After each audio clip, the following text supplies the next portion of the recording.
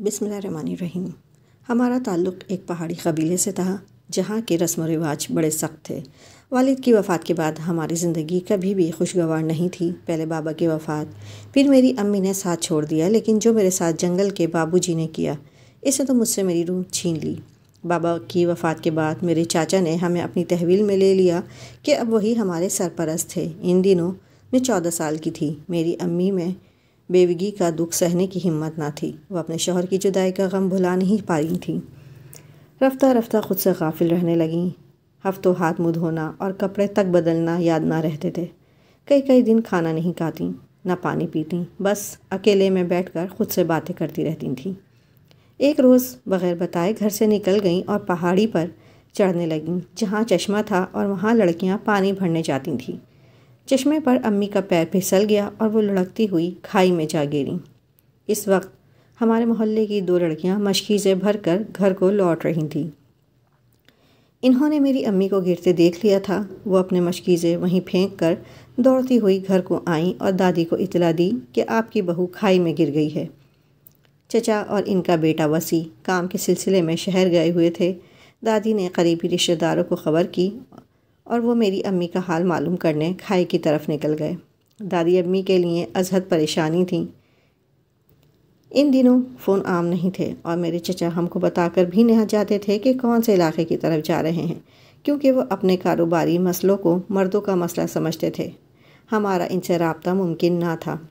میں امی کے سلامت آنے کی دعائیں کر رہی تھی، لیکن کھائی میری ماں کو نگل گئی۔ ان کو اتنی گہری کھائی میں اتر کر نہ تو کوئی نکال سکا اور نہ میں ان کا آخری دیدار ہی کر سکی۔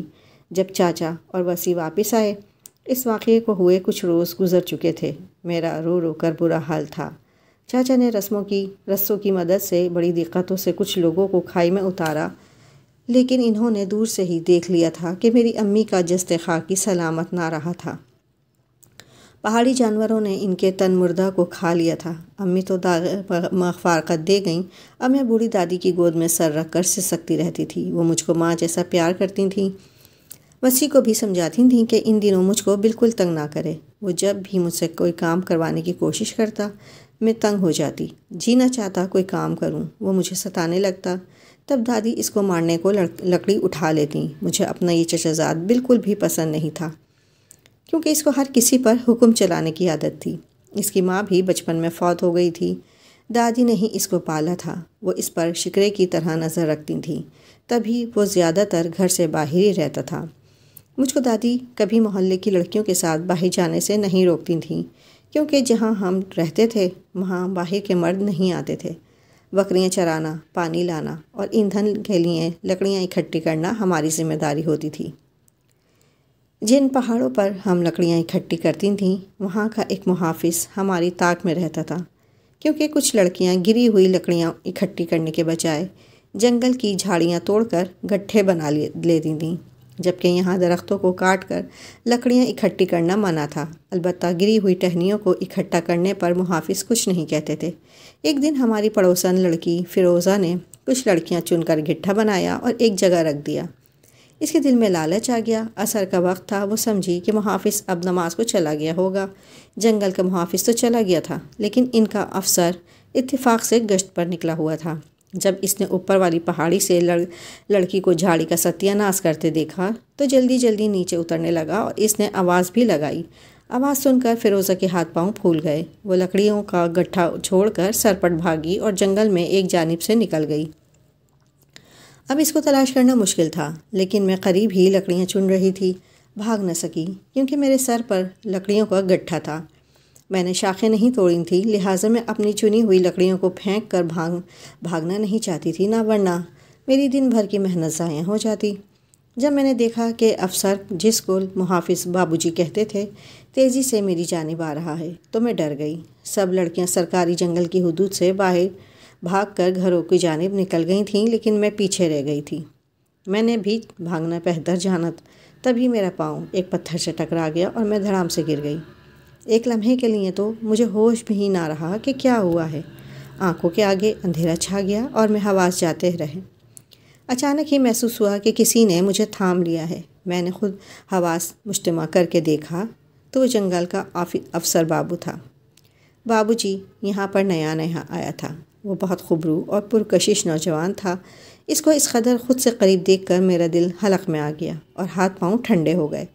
इसने नरमी से कहा, डरो मत, तुमको चोट तो नहीं लगी?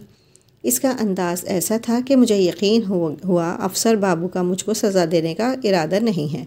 फिर इसने मेरा नाम पूछा। मैंने झिझकते हुए इसको अपना नाम बता दिया कि मेरा नाम मेहरुन्निसा है। तब मैंने डरते डरते पूछा, क्या मैं ये लकड़ियाँ उठा लूँ? हाँ, उठा लो। इसने कमाल मेहरबानी का मुजाहिरा किया। तब मैंने जल्दी से लकड़ियों का गट्ठा अपने सर पर रख लिया। मैं चलने लगी तो वो बोला, देखो आइंदा शाखों से लकड़ियाँ मत काटना। मैंने कहा, मैंने नहीं काटी, वो दूसरी लड़की थी। एक कदम ही चली थी कि इसकी नज़र मेरे पाँव पर पड़ गई।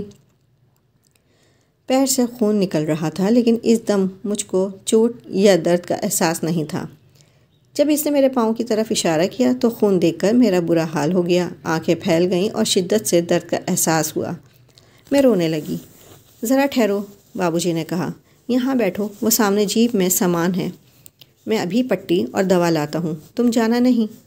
मैंने डर कर कहा, नहीं, मैं नहीं जाती हूँ, देर हो जाएगी, मैं घर पर पट्टी कर लूँगी। तुम्हारी पट्टी करने से ज़ख़म ठीक नहीं होगा। इसने इसरार किया और लंबे लंबे ढक भरता तेज़ी से जा रहा था, जैसे इसको डर हो कि मैं पलक झपकते में भाग जाऊँगी।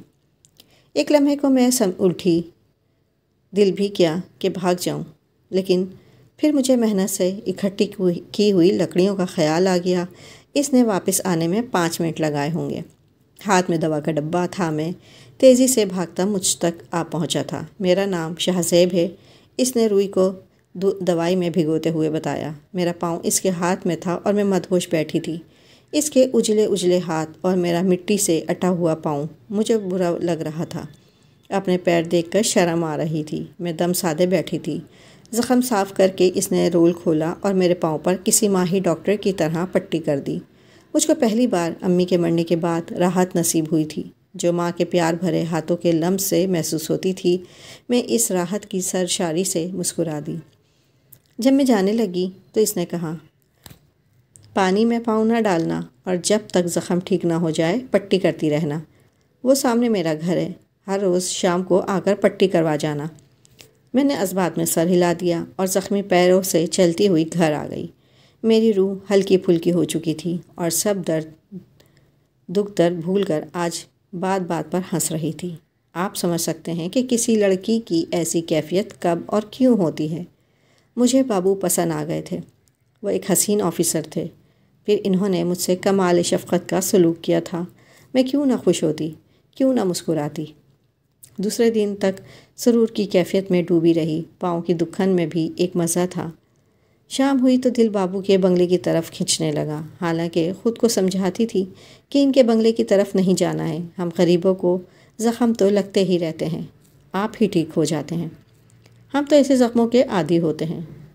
फिर अगले दिन शाम के वक्त मैं ख़ुद को ना रोक सकी और दादी से फ़िरोज़ा के घर का कहकर निकल पड़ी। जब वहाँ पहुँची तो बाबूजी मेरे इंतज़ार में टहल रहे थे। वहाँ वो दो कुर्सियाँ और इनके दरमियान एक छोटी सी गोल मेज़ रखी थी, जिस पर दवाइयों का बक्स रखा हुआ था। मुझको देखकर इनके चेहरे पर खुशी बिखर गई। कुर्सी की तरफ इशारा करके कहा, बैठो, मैं हाथ धोकर आता हूँ और अभी पट्टी कर देता हूँ। दरअसल वो मुलाजिम से चाय बनाने को कहने गए थे। फिर इन्होंने दवा लगाकर नई पट्टी कर दी। मैं उठकर जाने लगी तो इसने मुलाजिम को आवाज़ दी और मुझे कहा, अभी ज़रा देर बैठो, मुलाजिम चाय की ट्रे लेकर आ गया है। तश्तरी में और भी खाने पीने की चीज़ें थीं। ट्रे देखकर मैंने कहा, मैं चाय नहीं पीती, बैठो। इसने सख्ती से हुक्म दिया। मैं बैठ गई। इसके रोब में आकर जल्दी जल्दी चाय की प्याली हलक में उंडेली और कल आने का वादा करके भाग आई। जिस जगह कांटे चुभे थे वहाँ दर्द रहता था। सोचा कि एक दफ़ा और दवा लगवा लूँ और पट्टी भी करवा लूँ। यहाँ हमारे इलाके में दूर दूर तक कोई डिस्पेंसरी ना थी। ऐसा ना हो कि पैर पक जाए। तभी आज भी शाम को घर से निकली और बाबूजी के बंगले पर पहुँच गई। वो कल की तरह लॉन में मुंतज़िर थे। मुझको देखते ही बोले, ज़ख़म कैसा है? क्या बताती कि पैर का ज़ख़म तो ठीक हो रहा है, लेकिन रूह का ज़ख़म बढ़ता जा रहा है। मैं ऐसे मर्ज़ के घेरे में आ चुकी थी कि जिसका कोई इलाज ना था। अब मुझे बाबू को देखे बिना चैन ना आता था। زخم ٹھیک ہو گیا۔ میں اسی طرح لکڑیاں چننے کے بہانے نکلتی، پھر سہیلیوں کے ساتھ چند قدم چل کر اپنی راہ لیتی۔ درختوں کے جھنڈ میں کھڑی جیپ میں بیٹھ جاتی اور اس کے ساتھ دور سیر کو نکل جاتی۔ مجھے گاڑی میں بیٹھ کر سیر کرنا اچھا لگتا تھا۔ یہ میرا خواب تھا جو پھر ایک اور خواب میں تبدیل ہو گیا کہ میں ہمیشہ کے لیے بابو جی کی بن جاؤں۔ دادی پوچھتی دیر کیوں کر دی؟ کہتی پاؤں دکھتا ہے، چلا نہیں جاتا۔ حالانکہ میں جانتی تھی کہ میں وسیع کی منگیتر ہوں اور یہ منگنی بچپن کی ہے، لیکن میں تو اونچے محلوں کے خواب دیکھنے لگی تھی۔ اب ڈاک بنگلے کو اپنا گھر سمجھنے لگی تھی۔ اس نے اپنے پیار بھرے رویے سے میرا دل جیتا تھا، لیکن زبان سے یہ نہیں کہا تھا کہ میں تم سے شادی کروں گا۔ سکھ کے دن گزرتے دیر نہیں لگتی، ایسے ہی ملتے اور پیار کی گھڑیاں ہنس بول کر گزار دیتے۔ 6 ماہ میں ہی ہم ایک دوسرے کے اس قدر قریب آ گئے کہ جیسے جنم جنم کے ساتھی ہوں۔ ایک روز میں نے اس سے کہا کہ اب شادی کیے بنا چارہ نہیں ہے۔ یہ کس طرح ممکن ہے؟ تمہارے قبیلے والے تمہارا ہاتھ مجھے نہیں دیں گے اور تمہیں لے کر یہاں سے نکل جانا ممکن نہیں۔ میں ایک ذمہ دار سرکاری ملازم ہوں، تمہیں آخر میں کہاں چھپاؤں گا؟ اب بتاؤ ہم کیسے شادی کر سکتے ہیں؟ تم نے پھر مجھ سے پیار کا رشتہ کیوں بڑھایا؟ اب میں کیا کروں؟ کیا کسی پہاڑی سے کود کر جان دے دوں؟ میں تمہارے بغیر مر جاؤں گی، اس کی نوبت نہیں آئے گی، مجھے سوچنے کا موقع تو دو، اس نے کہا۔ جب میں نے 2-3 بار اس بارے میں بات کی تو اس نے بھاگ دوڑ کر کے اپنا تبادلہ کروا لیا اور مجھ کو بتائے بغیر اپنا ڈاک بنگلہ چھوڑ کر چلا گیا۔ بتا نہیں سکتی کہ شاہ زیب کے اس چوری چھپے جانے سے میری کیا حالت ہوئی۔ اس کے تبادلے کی خبر مجھ پر بجلی بن کر گری تھی۔ کئی دن چھپ چھپ کر روتی رہی تھی۔ میری اداسی کو دادی نے بھی محسوس کر لیا۔ انہی دنوں وہ بیمار پڑ گئیں۔ عید آنے والی تھی۔ چاچا اور وسیع اکٹھے گھر آ گئے تو دادی نے واویلا مچا دیا کہ میرے ہوتے اس کی شادی کر دو، اب کوئی بہانہ نہیں سنوں گی۔ دادی نے اتنا دباؤ ڈالا کہ بالآخر عید کے بعد میری شادی وسیع سے کر دی۔ وہی وسیع جو مجھے برا لگتا تھا، جس کی صورت دیکھنا پسند نہیں کرتی تھی، مگر مجھ پر مرتی سسکتی کو آخر گلے لگایا بھی تو اس نے۔ بابو ایک غیر آدمی تھا جس کے عہدے اور عمدہ لباس سے مروب ہو کر میں نے اپنا دل اس کے سپرد کر دیا، لیکن وہ مجھے بیچ مجدار میں چھوڑ کر چلا گیا۔ ایک لمحے کے لیے بھی نہ سوچا کہ میرا کیا بنے گا۔ یہ تو قدرت مجھ پر مہربان تھی کہ رسوا ہونے سے پہلے میری شادی ہو گئی، ورنہ سارے لوگ مل کر مجھے زندہ گاڑ دیتے۔ میں نے نادانی میں اس سے سچی محبت کی، لیکن وہ صرف دل لگی کر کے وہاں سے چلا گیا۔ اپنے چاہے کتنے بھی برے کیوں نہ ہوں، مشکل میں وہی پناہ دیتے ہیں۔